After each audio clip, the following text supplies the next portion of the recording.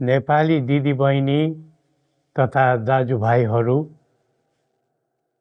नेपालमा प्रजातन्त्रको मिरमिरे बिहानी उदय भएको फागुन 7 गतेको शुभ सन्दर्भमा हामी सबै नेपालीलाई हार्दिक शुभकामना व्यक्त गर्दछौँ।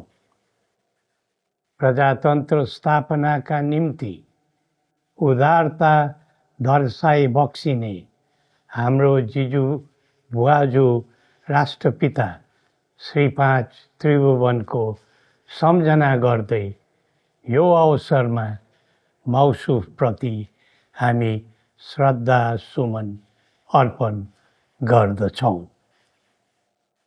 जनता र राजा मिलेर प्रजातन्त्रलाई सबल बनाउन लागि परेको इतिहास साक्षी छ।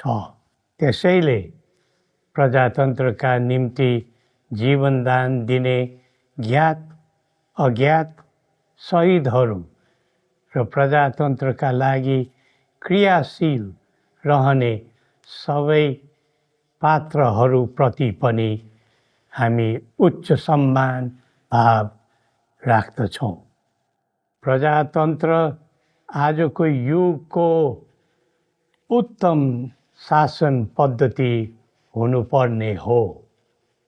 आम जनताको मन, मगज र मतका आधारमा देशको विधि व्यवस्था तथा मान्यता अनुसार राज्य सञ्चालन गर्ने सर्वमान्य आदर्श पनि हुनु पर्दथ्यो।